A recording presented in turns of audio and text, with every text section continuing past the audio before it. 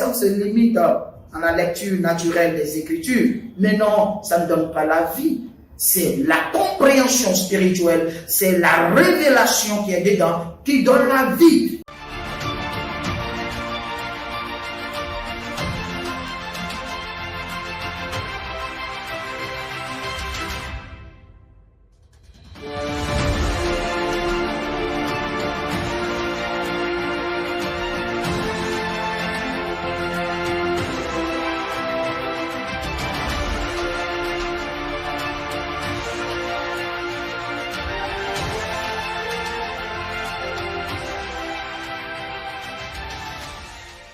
Shalom, shalom. Nous voulons vous entretenir en ce moment sur un sujet très important. Il s'agit de comment retrouver la lumière dans son intérieur. En réalité, notre monde est couvert par des ténèbres et souvent quand nous marchons, nous tâtonnons en plein jour parce que nous ne savons vraiment pas où est-ce que nous pouvons diriger nos pas. Et la Bible dit que l'homme ne sait pas diriger ses pas. Parce que quoi? Nous marchons dans les ténèbres. Et la Bible dit dans le livre de Genèse au chapitre 1er, lorsque nous commençons dès le premier verset, il est dit au commencement Dieu créa les cieux et la terre. Et que la terre était informe et vide et qu'il y avait des ténèbres à la surface de l'abîme. Mais que l'Esprit de l'Éternel se mouvait au-dessus des eaux. Et Dieu dit que la lumière soit et la lumière fut. Dieu vit que la lumière était bonne et Dieu sépara la lumière d'avec les ténèbres.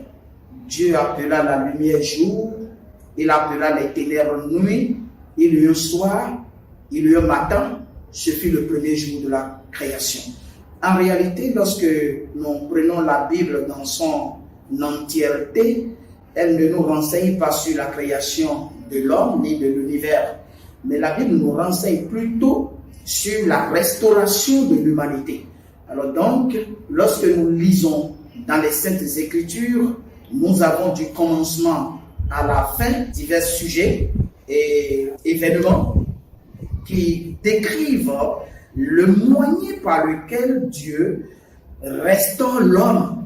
Après que l'homme ait péché, nous sommes tombés dans les mains du mal, donc nous sommes tombés dans les ténèbres. Et alors Dieu nous renseigne maintenant sur comment nous restaurer. Ainsi, dans le passage que nous venons de lire dans le livre de Genèse, il est dit que l'Esprit de l'Éternel se mouvait au-dessus des eaux. Pourquoi? Parce que Dieu veut créer d'abord la lumière. Où? Parce que la lumière couvrait la surface de l'abîme.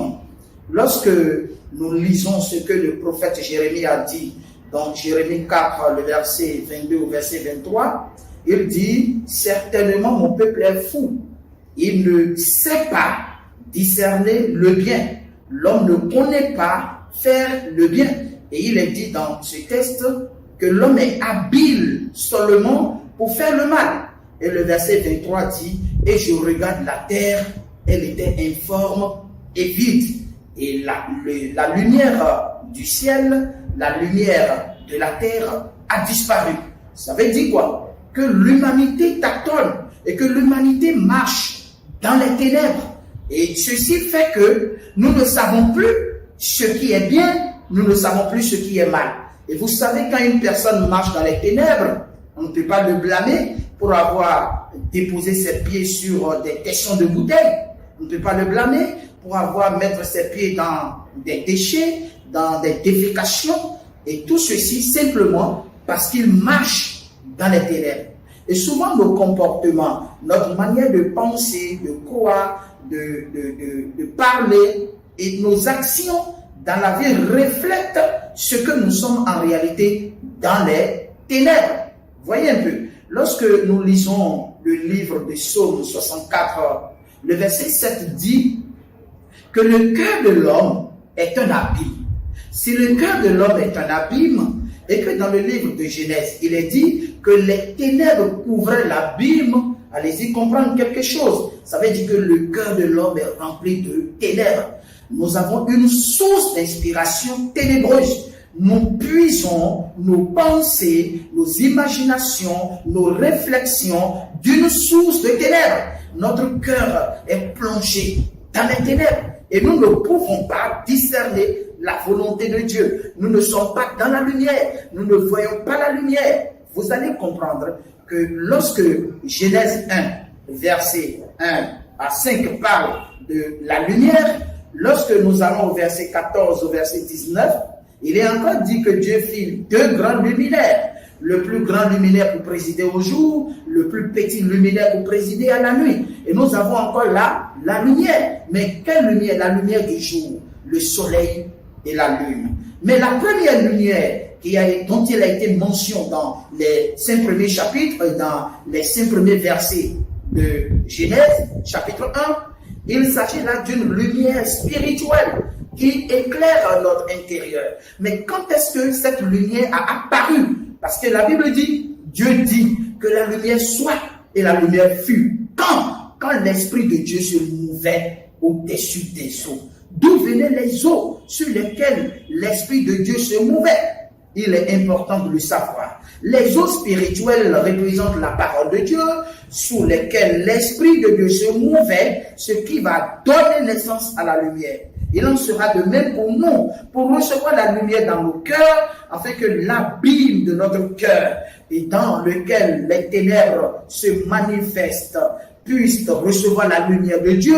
Il est important que nous puissions nous rapprocher des eaux intarissables, des eaux spirituelles de la parole de Dieu. Lorsque nous nous rapprochons de la parole de Dieu, l'Esprit de l'Éternel, sans oublier que l'épée de l'Esprit, c'est la parole de Dieu. Alors donc, l'Esprit commence à se mouvoir au-dessus des eaux avant que la lumière ne paraisse.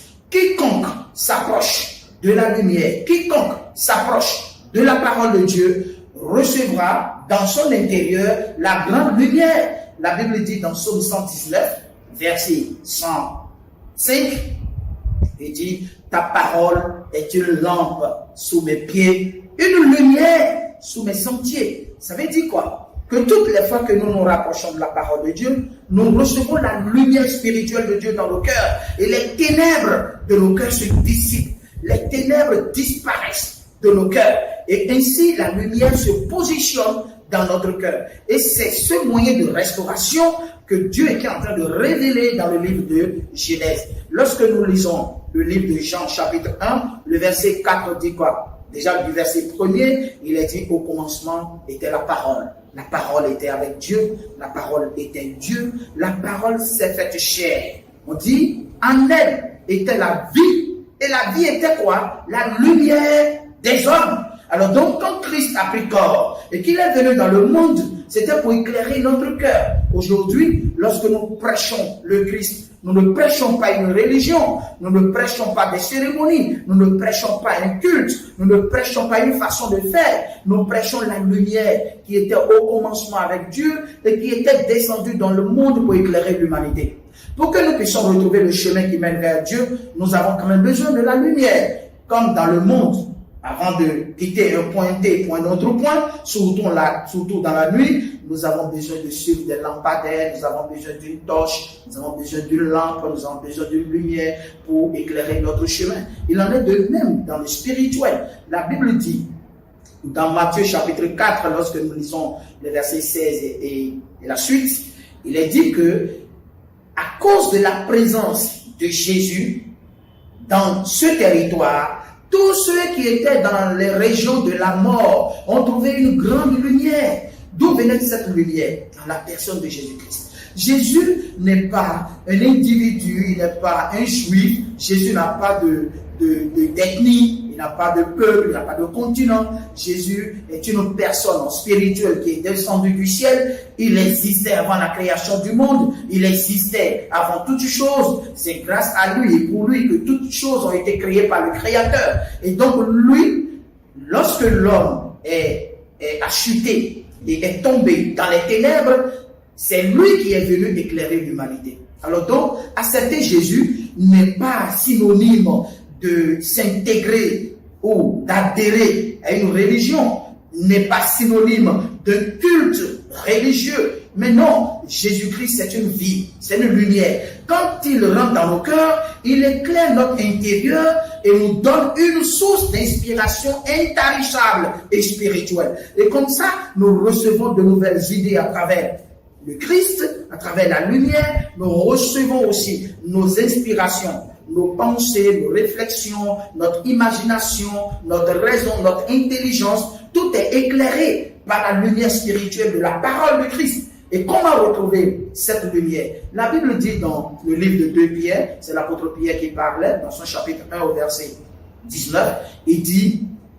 vous ferez bien de faire attention à la parole prophétique, parce que elle sera comme une lampe qui brille dans un lieu obscur.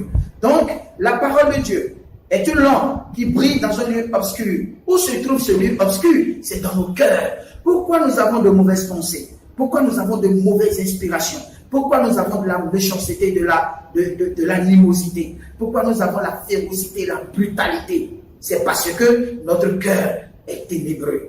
Nous ne voyons pas. Nous marchons en plein jour, mais nous tâtonnons. Nous ne savons pas qui est notre ami, qui nous aime vraiment, à qui nous devons faire du bien, avec qui nous devrons être. Pourquoi? Parce que nous sommes dans les ténèbres et nous tâtonnons, nous faisons du mal à celui à qui nous ne devons pas faire du mal, nous faisons du bien à celui à qui nous ne devons pas faire du bien, simplement parce que nous ignorons tout sur le plan spirituel. Et c'est ça le véritable problème de l'humanité. Et lorsque nous commençons à faire amener, à étudier, à méditer, à lire et à faire route avec les Saintes Écritures, en réalité, nous commençons à recevoir une révélation, une grande révélation de la parole de Dieu, et elle éclaire notre intérieur et commence à nous donner de nouvelles inspirations, commence à nous éclairer, et nous commençons à connaître et à comprendre Dieu dans son vrai sens. Pas sur le plan religieux, mais sur le plan spirituel. Dieu, il veut habiter en nous pour que nous soyons en relation et en connexion avec lui. Il ne veut pas faire de nous des religieux, des gens qui considèrent que le jour de Dieu c'est dimanche, le jour de Dieu c'est mercredi, le jour de Dieu c'est vendredi. Et c'est un jour où il faut consacrer à l'adoration de Dieu. Non, l'adoration, c'est la relation. C'est la relation avec Dieu. L'adoration vient à travers la connaissance de la parole de Dieu. Et ça, c'est très important. Plusieurs lisent la Bible, comme il est dit dans Jean 5, verset 39. Il dit, vous sondez les Saintes Écritures parce que vous pensez trouver en elles la vie. Ce sont elles qui rendent témoignage de moi. Pour dire que lorsque nous lisons les Saintes Écritures, nous devons prier Dieu pour qu'il nous révèle ses pensées spirituelles. Parce que la Bible est codée. La Bible est un livre de code. La Bible est un livre cacheté et enfermé. On a besoin de l'Esprit de Dieu pour la comprendre. Et c'est ce que révélait le prophète Isaïe dans son chapitre 29, au verset 11, du verset 11 au verset 13. Il dit, toute la révélation est comme un livre cacheté qu'on remet à un intellectuel qui sait lire, disant, lis-moi cela. Et il dit, je ne le puis parce que c'est cacheté. La Bible n'est pas un livre pour les intellectuels, pour qu'il faut comprendre sur le plan philosophique, sur le plan intellectuel, sur le plan rationnel. Non, la Bible est un livre spirituel. Il faut être d'abord habité de l'Esprit de Dieu à travers le Christ avant de comprendre la Bible. Plusieurs versets semblent être contradictoires dans la Bible, mais en réalité, il n'en est pas ainsi. Il ne s'agit pas d'une contradiction, c'est une révélation. Lorsqu'on est dans les pensées profondes et spirituelles de Dieu, l'Esprit de Dieu nous révèle les pensées cachées de Dieu dans les Saintes Écritures. C'est pourquoi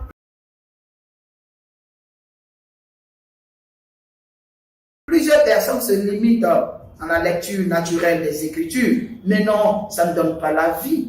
C'est la compréhension spirituelle, c'est la révélation qui est dedans, qui donne la vie. Et c'est ça qui fait que nous commençons à expérimenter la transformation intérieure. Lorsqu'une personne lit la Bible, ou est partisan d'une religion, d'une église, et ne ressent pas, n'expérimente pas la transformation intérieure du cœur, c'est simplement parce qu'il est limité à une lecture naturelle. Il est limité aux Écritures. Lorsque nous lisons l'Écriture, l'Écriture c'est le Logos. Lorsque nous lisons le Logos, nous avons accès au Réma. Et c'est le Réma qui donne le Zoé. La vie, le Zoé c'est la vie de Dieu. la vie spirituelle de Dieu. Parce que dans la Bible, il y a la forme, il y a le fond, il y a la profondeur. Et c'est ce que Jésus disait à Pierre. Il dit, Pierre, pousse un peu de terre. Pierre va pousser sa barque un peu de terre pour aller dans le fond. Et là, Jésus va rendre un grand témoignage à travers la vie de Pierre. Il va lui dire maintenant, va en pleine eau. C'est-à-dire quoi? Nous avons la Bible en forme d'écriture. Mais lorsque nous la lisons, nous arrivons à un niveau où nous avons la révélation.